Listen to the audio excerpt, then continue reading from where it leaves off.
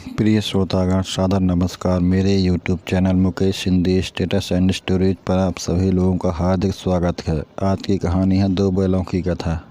दो बैलों की कथा कहानी, लेखक मुंशी प्रेमचंद। जानवरों में गधा सबसे ज़्यादा बुद्धिमान समझा जाता है। जब हम किसी आदमी को पहले दर्जे का बेवकूफ़ कहना चाहते हैं तो उसे गधा कहते हैं। गधा सचमुच बेवकूफ़ है, या उसके सीधेपन, उसकी निरापद सहिष्णुता ने उसे यह पदवी दे दी है, इसका निश्चय नहीं किया जा सकता। गाय सींग मारती हैं, ब्याही हुई गाय तो अनायास ही सिंघनी का रूप धारण कर लेती है। कुत्ता भी बहुत गरीब जानवर है, लेकिन कभी कभी उसे भी क्रोध आ ही जाता है, किंतु गधे को कभी क्रोध करते नहीं सुना न देखा। जितना चाहो गरीब को मारो, चाहे जैसी खराब सड़ी हुई घास सामने डाल दो, उसके चेहरे पर कभी असंतोष की छाया भी नहीं दिखाई देती। बैसाख में चाहे एक आध बार कुलेल कर लेता है, पर हमने तो उसे कभी खुश होता नहीं देखा। उसके चेहरे पर स्थायी विषाद स्थायी रूप से छाया रहता है। सुख दुख हानि लाभ किसी भी दशा में उसे बदलते नहीं देखा। ऋषियों मुनियों के जितने गुण हैं वे सभी उसमें पराकाष्ठा को पहुंच गए हैं, पर आदमी उसे बेवकूफ़ कहता है। सद्गुणों का इतना अनादर, कदाचित सीधापन संसार के लिए उपयुक्त नहीं है। देखिए न, भारतवासियों की अफ्रीका में क्या दुर्दशा हो रही है। क्या अमेरिका में उन्हें घुसने नहीं दिया जाता? बेचारे शराब नहीं पीते, 4 पैसे को समय के लिए बचा कर रखते हैं, जी तोड़कर काम करते हैं, किसी से लड़ाई झगड़ा नहीं करते, चार बातें सुनकर गम खा जाते हैं, फिर भी बदनाम हैं। कहा जाता है कि वे जीवन के आदर्श को नीचा करते हैं। अगर वे ईंट का जवाब पत्थर से देना सीख जाते तो शायद सभ्य कहलाने लगते। जापान की मिसाल सामने है। एक ही विजय ने उसे संसार की सभ्य जातियों में गंड बना दिया। लेकिन गधे का एक छोटा भाई और भी है, जो उससे कम ही गधा है, और वह है बैल, जिस अर्थ में हम गधा का प्रयोग करते हैं, कुछ उसी से मिलते जुलते अर्थ में बछिया के ताऊ का भी प्रयोग करते हैं। कुछ लोग बैल को शायद बेवकूफ़ी में सर्वश्रेष्ठ कहेंगे, मगर हमारा विचार ऐसा नहीं है। बैल कभी कभी मारता भी है, कभी कभी अड़ियल बैल भी देखने में आता है, और भी कई रीतियों से अपना संतोष प्रकट कर देता है। अतएव उसका स्थान गधे से नीचा है। झूरी के पास 2 बैल थे, हीरा और मोती। देखने में सुंदर, काम में चौकस, डील में ऊंचे। बहुत दिनों साथ रहते रहते दोनों में भाईचारा हो गया। दोनों आमने सामने या आसपास बैठे हुए एक दूसरे से मूक भाषा में विचार विनिमय किया करते थे। एक दूसरे के मन की बात को कैसे समझा जाता है हम कह नहीं सकते। अवश्य ही उनमें कोई ऐसी गुप्त शक्ति थी जिससे जीवों में श्रेष्ठता का दावा करने वाला मनुष्य वंचित है। दोनों एक दूसरे को चाटकर सूंघकर अपना प्रेम प्रकट करते। कभी कभी दोनों सींग भी मिला लिया करते थे, विग्रह के नाते से नहीं, केवल विनोद के भाव से, आत्मीयता के भाव से। जैसे दोनों में घनिष्ठता होते ही धौल धप्पा होने लगता है। इसके बिना दोस्ती कुछ फुसफुसी, कुछ हल्की सी रहती है, फिर ज़्यादा विश्वास नहीं किया जा सकता। जिस वक्त ये दोनों बैल हल या गाड़ी में जोत दिए जाते और गर्दन हिला हिला कर चलते, उस समय हर एक की चेष्टा होती कि ज़्यादा से ज़्यादा बोझ मेरी ही गर्दन पर रहे। दिन भर के बाद दोपहर या संध्या को दोनों खुलते तो एक दूसरे को चाट चूट कर अपनी थकावट मिटा लिया करते। नाद में खली भूसा पड़ जाने के बाद दोनों साथ उठते, साथ नाद में मुंह डालते और साथ ही बैठते थे। एक मुंह हटा लेता तो दूसरा भी हटा लेता था। संयोग की बात है, झूरी ने एक बार गोई को ससुराल भेज दिया। बैलों को क्या मालूम वे कहाँ भेजे जा रहे हैं। समझे मालिक ने हमें बेच दिया। अपना यूँ बेचा जाना उन्हें अच्छा लगा या बुरा कौन जाने। पर झुरी के साले गया को घर तक गोई ले जाने में दांता पसीना आ गया। पीछे से हाँकता तो दोनों दाएं बाएं भागते। पगैयाँ पकड़कर आगे से खींचता तो दोनों पीछे की ओर जोर लगाते। मारता तो दोनों सींगें नीची करके हुंकारते। अगर ईश्वर ने उन्हें बाणी दी होती तो झुरी से पूछते, तुम हम गरीब को क्यों निकाल रहे हो? हमने तो तुम्हारी सेवा करने में कोई कसर नहीं उठा रखी। अगर इतनी मेहनत से काम न चलता था तो और काम ले लेते। हमें तो तुम्हारी चाकरी में मर जाना कबूल था। हमने कभी दाने चारे की शिकायत नहीं की। तुमने जो कुछ खिलाया वैसे झुकराकर खा लिया। फिर तुमने हमें इस जालिम के हाथ क्यों बेच दिया? संध्या समय दोनों बैल अपने नए स्थान पर पहुँचे। दिन भर के भूखे थे, लेकिन जब नाद में लगाए गए तो एक ने भी उसमें मुँह नहीं डाला। दिल भारी हो रहा था। जिसे उन्होंने अपना घर समझ रखा था वह आज उनसे छूट गया। यह नया घर, नया गांव, नए आदमी उन्हें बेगाने से लगते थे। दोनों ने अपनी मूक भाषा में सलाह की, एक दूसरे को कनखियों से देखा और लेट गए। जब गांव में सोता पड़ गया तो दोनों ने जोर मारकर पगहा तोड़ा डाले और घर की तरफ चले। पगहे बहुत मजबूत थे। अनुमान न हो सकता था कि कोई बैल उन्हें तोड़ सकेगा, पर इन दोनों ने इस समय दूनी शक्ति आ गई थी। एक झटके में रस्सियां टूट गईं। झुरी प्रातःकाल सो कर उठा तो देखा कि दोनों बैल चरनी पर खड़े हैं। दोनों की गर्दनों में आधा आधा गनाव लटक रहा है। घुटने तक पांव कीचड़ में भरे हैं और दोनों की आंखों में विद्रोह में स्नेह झलक रहा है। झुरी बैलों को देखकर स्नेह से गदगद हो गया। दौड़कर उन्हें गले लगा लिया। प्रेमालिंगन और चुंबन का वह दृश्य बड़ा ही मनोहर था। घर और गांव के लड़के जमा हो गए और तालियां बजा बजा कर उनका स्वागत करने लगे। गांव के इतिहास में यह घटना भूतपूर्व न होने पर भी महत्वपूर्ण थी। बाल सभा ने निश्चय किया कि दोनों पशुवीरों का अभिनंदन करना चाहिए। कोई अपने घर से रोटियां लाया, कोई गुड़, कोई चोकर, कोई भूसी। एक बालक ने कहा, ऐसे बैल किसी के पास ना होंगे। दूसरे ने समर्थन किया, इतनी दूर से दोनों अकेले चले आए। तीसरा बोला, बैल नहीं हैं, वे उस जन्म के आदमी हैं। इसका प्रतिवाद करने का किसी को साहस नहीं हुआ। झुरी की स्त्री ने बैलों को द्वार पर देखा तो जल उठी। बोली, कैसे नमक हराम बैल हैं, एक दिन वहाँ काम न किया, भाग खड़े हुए। झुरी अपने बैलों पर यह आक्षेप न सुन सका। नमक हराम क्यों है? चारा दाना ना दिया होगा तो क्या करते? स्त्री ने रौब के साथ कहा, बस तुम ही तो बैलों को खिलाना जानते हो, और तो सभी पानी पिला पिला कर रखते हैं। झुरी ने चिढ़ाया, चारा मिलता तो क्यों भागते? स्त्री चिढ़ गई, भागे इसलिए कि वे लोग तुम जैसे बुद्धुओं की तरह बैल को सहलाते नहीं, खिलाते हैं तो रगड़ कर जोतते भी हैं। ये दोनों ठहरे कामचोर भाग निकले। अब देखूं कहाँ से खली और चोकर मिलता है। भूखे सूखे भूसे के सिवा कुछ न दूंगी, खाएं चाहे मरें। वही हुआ। मजूर की बड़ी ताकीद की गई कि बैलों को खाली सूखा भूसा दिया जाए। बैलों ने नाद में मुंह डाला तो फीका फीका, ना कोई चिकनाहट ना कोई रस। क्या खाएं? आशा भरी आंखों से द्वार की ओर ताकने लगे। झुरी ने मजूर से कहा, थोड़ी सी खली क्यों नहीं डाल देते बे? मालकिन मुझे मार ही डालेगी। चुरा कर डाला ना दादा, पीछे से तुम भी उन्हीं की सी कहोगे। दूसरे दिन झुरी का साला फिर आया और बैलों को ले चला। अब की उसने दोनों को गाड़ी में जोता। 2-4 बार मोती ने गाड़ी को खाई में गिराना चाहा, पर हीरा ने संभाल लिया। वह ज़्यादा सहनशील था। संध्या समय घर पहुंचकर उसने दोनों को मोटी रस्सियों से बांधा और कल की शरारत का मज़ा चखाया। फिर वही सूखा भूसा डाल दिया। अपने दोनों बैलों को खली, चूनी सब कुछ दी।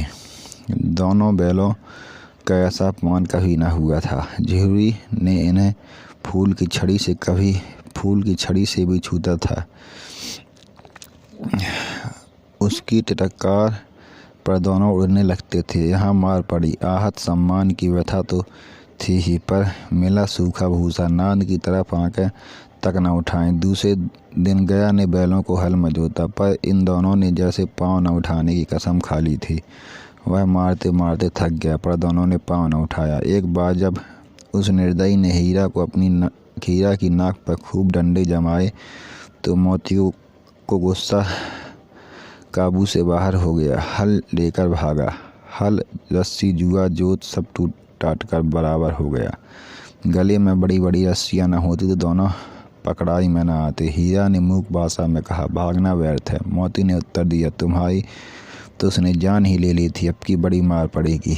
पड़ने दो, बैल का जन्म लिया है तो मार से कहाँ तक बचेंगे। गया 2 आदमियों के साथ दौड़ा आ रहा है। दोनों के हाथों में लाठियाँ हैं। मोती बोला, कहो तो दिखा दूं मजा, मैं भी लाठी लेकर आ रहा है। हीरा ने समझाया, नहीं भाई, खड़े हो जाओ, मुझे मारेगा तो मैं 1-2 को गिरा दूंगा। नहीं, हमारी जाति का यह धर्म नहीं है। मोती दिल में ऐंठ कर रह गया। गया आ पहुंचा और दोनों को पकड़कर ले चला। कुशल हुई कि उसने उस वक्त मारपीट नहीं की, नहीं तो मोती पलट पड़ता। उसके तेवर देख गया और उसके सहायक समझ गए कि इस वक्त टाला जाना ही भल मानस साहत है। आज दोनों के सामने फिर वही सूखा भूसा लाया गया। दोनों चुपचाप खड़े रहे। घर में लोग भोजन करने लगे। उस वक्त छोटी सी लड़की 2 रोटियां लिए निकली और दोनों के मुंह में देकर चली गई। उस एक रोटी ने इनकी भूख तो क्या शांत होती, पर दोनों के हृदय में मानो भोजन मिल गया। यहाँ भी किसी सज्जन का वास है। लड़की बहनों की थी। उसकी माँ मर चुकी थी। सौतेली माँ उसे मारती रहती थी, इसलिए इन बैलों से एक प्रकार की आत्मीयता हो गई थी। दोनों दिन भर जाते, डंडे खाते, अड़ते, शाम को थान पर बांध दिए जाते और रात को वहीं बालिका उन्हें 2 रोटियां खिला जाती। प्रेम के इस प्रसाद की यह बरकत थी कि दो गाल सूखा भूसा खाकर भी दोनों दुर्बल ना होते थे, मगर दोनों की आंखों में रोम में विद्रोह भरा हुआ था। एक दिन मोती ने मूक भाषा में कहा, अब तो नहीं सहा जाता हीरा, क्या कहना चाहते हो? एक हाथ को सींगों से उठाकर फेंक दूंगा। लेकिन जानते हो, वह प्यारी लड़की जो हमें रोटियां खिलाती है उसी की लड़की है जो इस घर का मालिक है। यह बेचारी अनाथ हो जाएगी तो मालिक को फेंक दूं? वही तो इस लड़की को मारता है। लेकिन औरत जात पर सींग चलाना मना है, यह भूल जाते हो। तुम तो किसी तरह निकलने ही नहीं देते। बताओ, तुड़ाकर भाग चलें? हाँ, यह मैं स्वीकार करता हूँ, लेकिन इतनी मोटी रस्सी टूटेगी कैसे? इसका एक उपाय है। पहले रस्सी को थोड़ा चबा लो, फिर एक झटके में जाती है। रात को जब बालिका रोटियां खिला कर चली गई तो दोनों रस्सियां चबाने लगे, पर मोटी रस्सी मुँह में न आती थी। बेचारे बार बार रो लगा कर रह जाते थे। सहसा घर का द्वार खुला और वह लड़की निकली। दोनों से झुकाकर उसका हाथ चाटने लगे। दोनों की पूंछें खड़ी हो गईं। उसने उनके माथे सहलाए और बोली, खोल देती हूँ, चुपके से भाग जाओ, नहीं तो ये लोग मार डालेंगे। आज घर में सलाह हो रही है कि इनकी नाकों में नथ डाल दी जाए। उसने गराव खोल दिया, पर दोनों चुप खड़े रहे।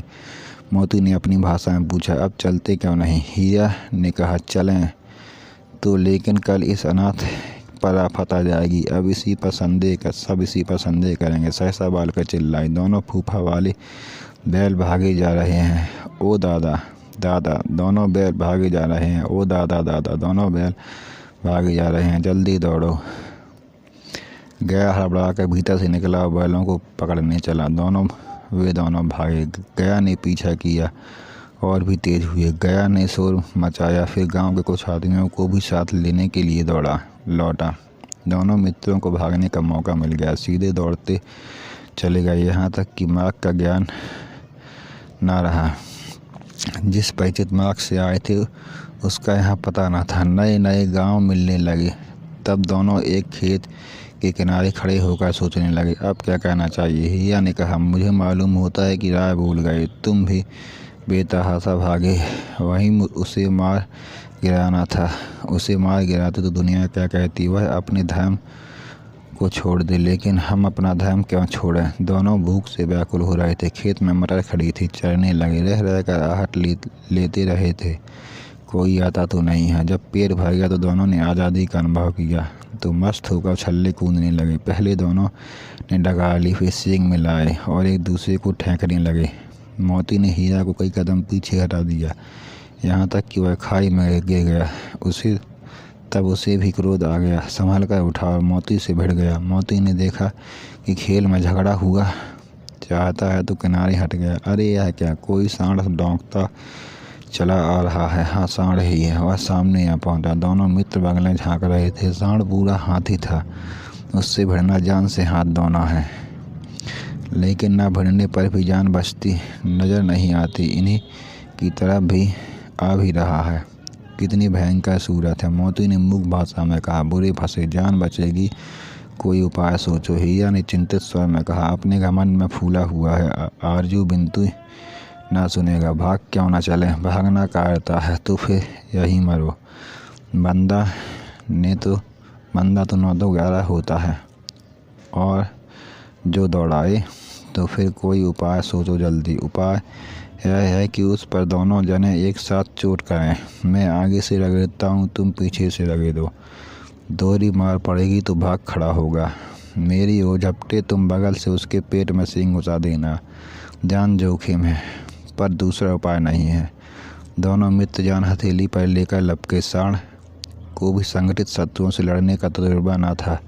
वह तो एक शत्रु से मल्लयुद्ध करने का आदी था। ज्यों ही हीरा पर झपटा, मोती ने पीछे से दौड़ाया। सांड उसकी तरफ मुड़ा तो हीरा ने रगेदा। सांड चाहता था कि एक एक करके दोनों को गिरा ले, पर ये दोनों भी उस्ताद थे, उसे वह अवसर न देते थे। एक बार सांड झल्लाहट एक हीरा का अंत कर देने के लिए चला कि मोती बगल से आकर उसके पेट में सींग भोंक दिया।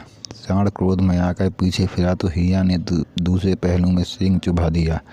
आखिर बेचारा जख्मी होकर भागा तो दोनों मित्रों ने दूर तक उसका पीछा किया, यहाँ तक कि सांड बेदम होकर गिर पड़ा।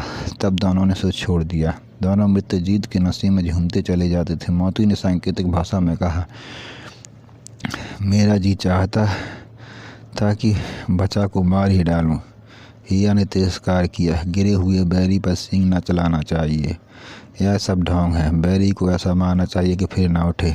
आप घर कैसे पहुंचोगे वह सोचो, पहले कुछ खा लें तो सोचो। सामने मटर का खेत था ही, मोती उसमें घुस गया। हीरा मना करता रहा, पर उसने एक ना सुनी। अभी दोनों 4 गिलास खाए थे कि आदमी लाठियां लिए दौड़ पड़े और दोनों मित्रों को घेर लिया। हीरा तो मेड़ पर था, निकल गया। मोती सींचे हुए खेत में था, उसके खुर कीचड़ में धंसने लगे। ना भाग सका, पकड़ लिया। हीरा ने देखा संगी संकट में है तो लौट पड़ा, फंसेंगे तो दोनों फंसेंगे। रखवालों ने उसे भी पकड़ लिया। प्रातःकाल दोनों मित्र कांजी हाउस में बंद कर दिए गए। दोनों मित्रों को जीवन में पहली बार ऐसा साबका पड़ा था कि सारा दिन बीत गया और खाने को एक तिनका भी न मिला। समझ में न आता था यह कैसा स्वामी है, इससे तो गया भी अच्छा था। यहाँ कई भैंसें थीं, कई बकरियाँ, कई घोड़े, कई गधे, पर किसी के सामने चारा न था। सब जमीन पर मुर्दों की तरह पड़े थे। कई तो इतने कमज़ोर हो गए थे कि खड़े भी ना हो सकते थे। सारा दिन मित्र फाटक की ओर टकटकी लगाए रहते, पर कोई चारा न लेकर आता दिखाई दिया। तब दोनों ने दीवार की नमकीन मिट्टी चाटनी शुरू की, पर इससे क्या तृप्ति होती। रात को भी जब कुछ भोजन न मिला तो हीरा के दिल में विद्रोह की ज्वाला दहक उठी। मोती से बोला, अब सहा नहीं जाता मोती। मोती ने सिर लटकाए हुए जवाब दिया, मुझे तो मालूम होता है कि प्राण निकल रहे हैं। आओ दीवार तोड़ डालें, मुझसे तो अब कुछ नहीं होगा। बस इसी बूते पर अकड़ते थे, सारी अकड़ निकल गई। बाड़े की दीवार कच्ची थी। हीरा मजबूत तो था ही, अपनी नुकीली सींग दीवार में गड़ा दी और जोर से मारा तो मिट्टी का एक चिप्पड़ निकल आया। फिर तो उसका साहस बढ़ा। उसने दौड़ दौड़ कर दीवार पर चोटें की और हर चोट में थोड़ी थोड़ी मिट्टी गिराने लगा। उसी समय कांजी हाउस का चौकीदार लालटेन लेकर जानवरों की हाजिरी लेने आ निकला। हीरा का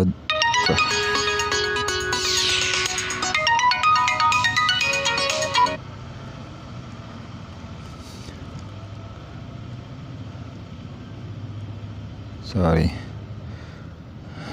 उसी समय कांजी हाउस का चौकीदार लालटेन लेकर जानवरों की हाजिरी लेने आ निकला। हीरा का उद्दंडपन देखकर उसे कई डंडे रसीद किए और मोटी रस्सी से बांध दिया। मोती ने पड़े पड़े कहा, आखिर मार खाई क्या मिला?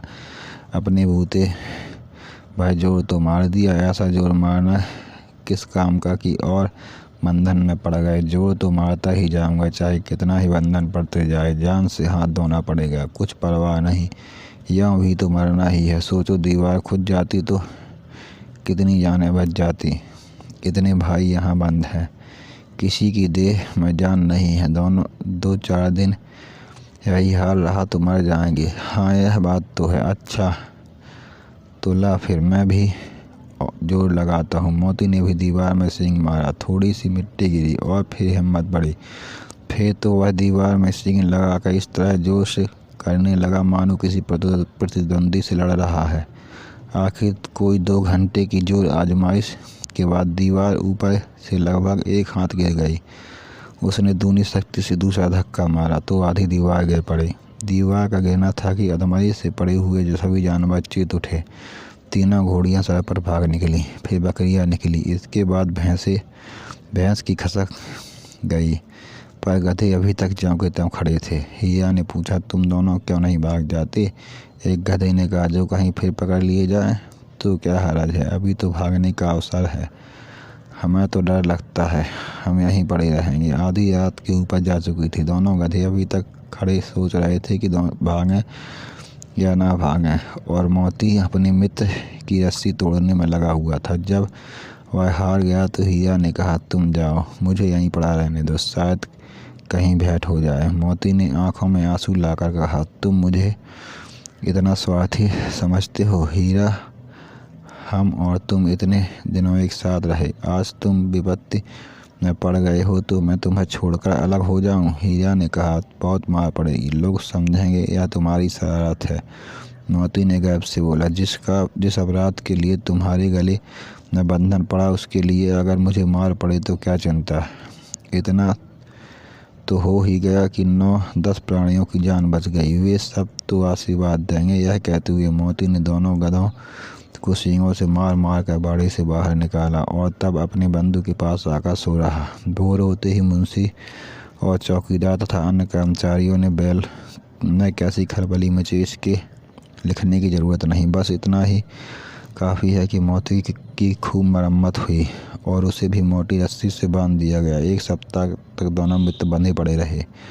किसी ने चारे का एक तण भी न डाला। हाँ, एक बार पानी दिखा दिया जाता था, यही उनका आधार था। दोनों इतने दुर्बल हो गए थे कि उठा तक नहीं जाता। ठठरियाँ निकल आई थीं। एक दिन बाड़ी के सामने डुग्गी बजने लगी और दोपहर होते होते वहाँ 50-60 आदमी जमा हो गए। तब दोनों मित्र निकाले गए और लोग आकर उनकी सूरत देखते और मन फीका करके चले जाते। ऐसे मृतक बैलों को कौन खरीदार होता। सहसा एक दढ़ियल आदमी जिसकी आंखें लाल थीं और मुद्रा अत्यंत कठोर आया और दोनों मित्रों के कूल्हों में उंगली गोदकर मुंशी जी से बातें करने लगा। चेहरा देखकर अंतर्ज्ञान से दोनों मित्रों के दिल कांप उठे। वह क्यों टटोल रहा है, इस विषय में उन्हें कोई संदेह न हुआ। दोनों ने एक दूसरे को भीत नेत्रों से देखा और सिर झुका लिया। हीरा ने कहा, गया के घर से नाहक भागे, अब तो जान न बचेगी। मोती ने अश्रद्धा के भाव से उत्तर दिया, कहते हैं भगवान सबके ऊपर दया करते हैं, उन्हें हमारे ऊपर दया क्यों नहीं आती। भगवान के लिए हमारा जीना मरना दोनों बराबर है। चलो अच्छा ही है, कुछ दिन उसके पास तो रहेंगे। एक बार उस भगवान ने उस लड़की के रूप में हमें बचाया था, क्या अब न बचाएंगे। यह आदमी छुरी चलाएगा, देख लेना। तो क्या चिंता है, मांस खाल सींग हड्डी सब किसी के काम आ जाएगा। नीलाम हो जाने के बाद दोनों मित्र उस दड़ियल के साथ चले। दोनों की बोटी बोटी कांप रही थी, बेचारे पांव तक न उठा सकते थे, पर भय के मारे गिरते पड़ते भागे जाते थे, क्योंकि वह जरा भी चाल धीमी हो जाने पर डंडा जमा देता था। राह में गाय बैलों का एक रेवड़ हरे भरे हाल में चढ़ता नजर आया। सभी जानवर प्रसन्न थे, चिकने चपल, कोई उछलता था, कोई आनंद से बैठा पागुर करता था। कितना सुखीमय जीवन था इनका, पर कितनी स्वार्थी हैं सब। किसी को चिंता नहीं कि उनके दो भाई बधिक के हाथ कैसे दुखी हैं। सहसा दोनों को ऐसा मालूम हुआ कि परिचित रहा है। हाँ, इसी रास्ते से गया उन्हें ले गया था। वही खेत, वही बाग, वही गांव मिलने लगे। प्रतिक्षण उनकी चाल तेज होने लगी। सारी थकान, सारी दुर्बलता गायब हो गई। यह लो, अपना हार आ ही गया। इसी कुएं पर तो हम पुर चलाने आया करते थे। यही कुआं है। मोती ने कहा, हमारा घर नज़दीक आ गया है। हीरा बोला, भगवान की दया है। मैं तो अब घर भागता हूँ। यह जाने देगा, इसे मैं मार गिराता हूँ। नहीं नहीं, दौड़कर थान पर चलो, वहाँ से आगे हम न जाएंगे। दोनों ने उन्मत्त होकर बछड़ों की भांति कुलेलें कहते हुए घर की ओर दौड़े। वह हमारा थान है। दोनों दौड़कर अपने थान पर आ गए और खड़े हो गए। दड़ियल भी पीछे पीछे दौड़ा चला आता था। झुरी द्वार पर बैठा धूप खा रहा था। बैलों को देखते ही दौड़ा और उन्हें बारी बारी से गले लगाने लगा। मित्रों की आंखों में आनंद के आंसू बहने लगे। एक झुरी का हाथ चाट रहा था। दड़ियल ने जाकर बैलों की रस्सियां पकड़ लीं। झुरी ने कहा, यह मेरे बैल हैं। तुम्हारे बैल कैसे हैं? मैं मवेशी खाने से नीलाम लिए आता हूँ। मैं तो समझता हूँ चुराए लिए जाते हो। चुपके से चले जाओ, मेरे बैल हैं। मैं बेचूंगा तो बिकेंगे। किसी को मेरे बैल नीलाम करने का क्या अख्तियार है? जाकर थाने में रपट कर दूंगा। मेरे बैल हैं, इसका सबूत यह है कि मेरे द्वार पर खड़े हैं। दड़ियल झल्लाकर बैलों को जबरदस्ती पकड़ कर ले जाने के लिए बढ़ा। उसी वक्त मोती ने सींग चलाया। दड़ियल पीछे हटा। मोती ने पीछा किया। दड़ियल भागा। मोती पीछे दौड़ा। गांव के बाहर निकल जाने पर वह रुका। पर खड़ा दड़ियल का रास्ता वह देख रहा था। दड़ियल दूर खड़ा धमकियां दे रहा था, गालियां निकाल रहा था, पत्थर फेंक रहा था और मोती विजयी सूर की भांति उसका रास्ता रोके खड़ा था। गांव के लोग यह तमाशा देखते थे और हंसते जाते थे। जब दड़ियल हार कर चला गया तो मोती करता हुआ लौटा। हिया ने कहा, मैं तो डर गया था कहीं तुम गुस्से में आकर मार ना बैठो। अब ना आएगा तो दूर से ही खबर दूंगा। देखूं कैसे ले जाता है। जो गोली मरवा दे मर जाऊंगा, पर उसके काम ना आऊँगा। हमारी जान को कोई जान ही नहीं समझता, इसलिए कि हम इतने सीधे हैं। जरा देर में नादों में खली भूसा चोकर और दाना भर दिया गया। दोनों मित्र खाने लगे। झुरी खड़ा दोनों को सहला रहा था। वह उससे लिपट गया। झुरी की पत्नी भी भीतर से दौड़ी दौड़ी आई। उसने आकर दोनों बैलों के माथे चूम लिए। कहानी समाप्त। प्रिय श्रोतागण, और यदि आपको यह कहानी पसंद आई है तो कृपया इस वीडियो को ज़्यादा से ज़्यादा लाइक करें, शेयर करें एवं मेरे channel Mukesh Hindi status and stories को सब्सक्राइब करें। धन्यवाद।